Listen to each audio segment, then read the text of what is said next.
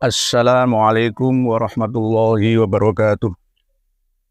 Bismillah, alhamdulillah, wassalatu wassalamu ala rasulillah, Sayyidina Muhammad ibn Abdillah, wa ala alihi wa sahbihi mawala, amma ba'd. Saudara-saudariku dari lintas suku, bangsa, dan agama di mana dan kapan saja berada, semoga semuanya berbahagia. Mata air ini mampu menghapus air mata orang-orang yang mengalami kesusahan air. Ini air anugerah ilahi yang tak terhingga yang ada di bumi kita ini. Dengan adanya air, maka kehidupan segala yang ada di muka bumi ini ada. Karena Allah berfirman dalam surat Al-Anbiya ayat 30, wa ja'alna minal ma'i kulla syai'in hayyin afala yu'minun. Dan kami jadikan segala sesuatu yang hidup itu berasal dari air. Maka kenapa mereka orang-orang yang ingkar itu tidak mau beriman? Air adalah sumber kehidupan. Di mana ada air, disitulah ada peradaban kehidupan manusia. Tidak hanya manusia, tetapi juga hewan-hewan melata lainnya. Air identik dengan surga. Karena dengan adanya air akan ada jannah atau taman kebun hutan. Tanpa air tidak akan ada kehidupan. Wa ja'alna minal ma'i kulla syai'in hayyin afala yu'minun. Bahkan gambaran suasana surga itu juga penuh dengan mata air, sungai-sungai yang ada di bawah surga itu. Jannatin tajri min tahtihal anhar, itu bagian daripada sumber-sumber kehidupan yang ada di bawah rumah-rumah kita, yang ada di bawah tempat tinggal kita, yang ada di bawah sawah-sawah kita, mulai dari atas sampai ke bawah. Air disimpan oleh gunung, lalu tandon air yang berupa gunung itu memberikan air, mengaliri pengairan-pengairan yang ada di bawahnya. Jannatin tajri min tahtihal anhar itu adalah gambaran dari kesuburan lokasi di mana tempat sekitar sungai itu merasakan manfaat adanya air yang ada di sungai tersebut. Bahkan Rasulullah SAW pernah menyampaikan dalam salah satu hadis tentang 4 sungai yang berasal dari surga. Bukan berarti sungai 4 ini berasal dari langit sana, enggak seperti itu. Rasulullah SAW itu jelas menerangkan bahwa surga itu ada di bumi. Surga itu ada di bumi, cuma beda dimensi. Bumi manusia dimensinya 3, bumi yang makmur adanya air seperti ini berarti dimensinya dimensi di atas dimensi ke-9. Jaihan wasaihan wal furat wan nil kullum min anharil jannah. Rasulullah SAW pernah menyampaikan bahwa sungai Jaihan atau Jaihun atau Gihun, ya, yang terletak di antara daerah Asia Tengah, ya. Ada yang mengatakan sungai Gihun sekarang itu sudah tidak ditemukan lagi, sungai purba itu. Ada yang mengatakan seperti itu. Wasaihan, dan sungai yang ada di daerah provinsi Adana Turki, alias sungai Sehun. Sekarang masih ada yang mengairi daerah-daerah yang ada di provinsi Adana Turki sampai bermuara di Laut Mediterania. Itu Sehun atau Sehan. Gihun, Sehun, wal Furat, dan sungai Eufrat. Sungai Eufrat itu sungai yang membelah 3 negara mulai dari Turki, Suriah, sampai Irak. Di sebelahnya Furat itu ada Tigris. Jadi kehidupan peradaban Mesopotamia Raya itu ditopang oleh adanya sungai ini, Eufrat. Sungai Eufrat atau Furat. Jadi sampai nyapa lagi di sungai Tigris. itu adalah sungai kuno. 6.000 tahun sebelum Masehi sudah ramai oleh kehidupan yang ada di kiri kanan sungai tersebut. Wan Nil dan sungai Nil yang ada di benua Afrika, mulai dari pegunungan atau gunung Kilimanjaro sampai mengairi beberapa negara, 9 negara lebih, sampai bermuara ke Laut Mediterania, ya, sumber kehidupan utama Mesir. Akhirnya sekitar sungai 4 ini semuanya memiliki peradaban-peradaban kuno. Kalau hadis Rasulullah SAW, sungai Gihon, Sehon, Furat, Nil, kulum min anharil jannah. Bisa juga kalau di Nusantara ini, Bengawan Solo, Wacitarum, Wamahakam, Wamusi, kulum min anharil jannah. Wa ini, ya ini termasuk daripada sungai-sungai surga yang ada di muka bumi ini. Karena dengan adanya sumber mata air ini, maka segala kehidupan akan ada di sekitarnya.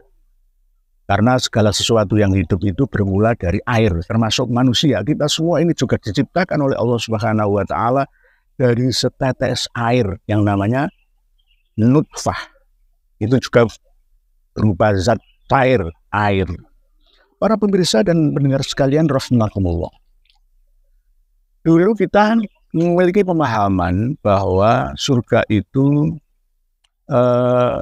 ada fasilitas yang sangat berharga dengan adanya sungai susu, sungai madu, ya kan, ada seperti itu. Berarti jangan dipahami dengan paham yang sebenarnya, tetapi itu merupakan kiasan, perumpamaan, metafor, majazi dari sebuah kehidupan yang dimulai dari sungai-sungai seperti ini. Dengan adanya air ini, maka sekitar sungai mata air ini ada kebun-kebun. Lalu di kebun itu ada rumput-rumput. Lalu manusia memelihara hewan ternak termasuk kambing, kuda, onta, sapi yang diperas susunya. Sehingga melimpah ruah hasil susu yang ada di sekitar sungai ini, mata air ini. Begitu juga dengan adanya air yang keluar mengairi sungai-sungai ini, akhirnya ada pohon-pohon, tempat hinggap tawon-tawon, lebah-lebah. Lalu banyak orang yang menernak lebah, ya, dan menghasilkan madu-madu yang melimpah. Nah, ini yang namanya surga. Jadi jangan diartikan seperti alam yang tidak jelas. Di mana orang selalu akan begitu dan begitu terus. Lah, nanti setelah kita mati, ada kehidupan lagi di dimensi yang lain dan akan dibangkitkan lagi di muka bumi ini. Fiya tahyawna wa fiya tamutuna wa minha tukhrajun, itu ya terus akan terulang kehidupan-kehidupan. Dan kita akan mengalami kehidupan yang membahagiakan. Jika di kehidupan kita saat ini banyak energi positif yang kita kumpulkan. Kalau energi negatif yang kita kumpulkan, maka di kehidupan yang akan datang di akhirat, maka kita akan mengalami kehinaan, kesengsaraan. Para pemirsa dan pendengar sekalian rahimakumullah. Selain gambaran surga jannatin tajri min tahtiyal anhar yang berbentuk air itu, juga Rasulullah menyampaikan bahwa tempat-tempat kajian keagamaan, kajian mengkaji kitab-kitab Allah yang terfirman, mempelajari ilmu-ilmu Allah yang tercipta, ayat kauliyah dan kauniyah difahami, dikaji bersama-sama, maka disitulah akan terkumpul energi positif, kedamaian, ketenangan, sakinah, warahmah, diliput oleh malaikat dan dipamerkan oleh Allah kepada orang-orang yang firman indah. Ya disitulah surga-surga itu berada. Kenapa majelis-majelis taklim, pengajian-pengajian, majelis-majelis zikir, sholawat, dan lain-lain, termasuk ruang-ruang kelas, kuliah, bangku sekolah, seminar-seminar, tempat-tempat diskusi itu menenteramkan hati dan pikiran. Kenapa? Ya karena memang disitulah tempat air, energi air kehidupan yang bisa ditangkap oleh udara yang ada di sekitarnya, seperti air condition. Kondisi udara yang sejuk diikuti oleh frekuensi pemikiran yang sama. Sama idenya, tidak saling bertentangan satu sama lainnya. Itulah yang membuat suasana tersebut menjadi sakinah dan penuh dengan rasa rahmah. Wa ghasyiyatuhumul malaikah wa dzakarahumullahu fiman indah. Lah itulah surga. Sholat itu juga begitu. Kalau kita sholat masih belum bisa merasakan kedamaian, ketenangan, ketentraman, maka sholat kita masih dipertanyakan. Sholat kita hanya sekedar menggugurkan kewajiban atau sekedar pameran atau mungkin sekedar ya rutinitas ya, seperti kesenian. Ya mohon maaf. Ini saya sendiri, saya mengkritik diri saya sendiri.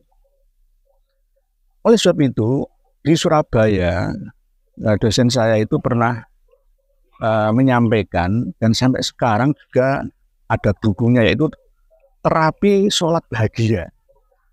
Menjalani sholat itu harus dengan perasaan bahagia, suasana bahagia. Jangan sampai terpaksa. Kalau sholat kita sudah mampu membuat kita bahagia, berarti sholat kita sudah diterima. Intinya seperti di situ, finishnya itu di situ, finalnya itu di situ. Kalau kita sholat masih belum bisa bahagia dalam sholat kita, lalu membuat bahagia di luar sholat kita, maka sholat kita masih dipertanyakan keabsahannya. Apalagi setelah sholat malah menghujat yang lain, memusuhi sesama kita, merasa paling benar sendiri, paling hebat sendiri, paling sahih sendiri, paling super sendiri lah. Sholatnya itu tidak bisa diterima. Oleh sebab itu dalam salah satu hadis Nabi juga Rasulullah menyampaikan, ukuran segala sesuatu, amal diterima atau tidaknya itu berasal dari sholatnya seseorang. Intinya di situ. Berarti kalau sholatnya baik, maka kehidupannya pun akan baik. Di luar sholat, dia akan baik dengan sesamanya. Menjaga keseimbangan alam di sekitarnya. Bermanfaat untuk sesamanya dan alam di sekitarnya. Itu namanya sholatnya diterima. Kalau masih belum bisa seperti itu, maka hanya sekedar rutinitas dan ritualitas saja.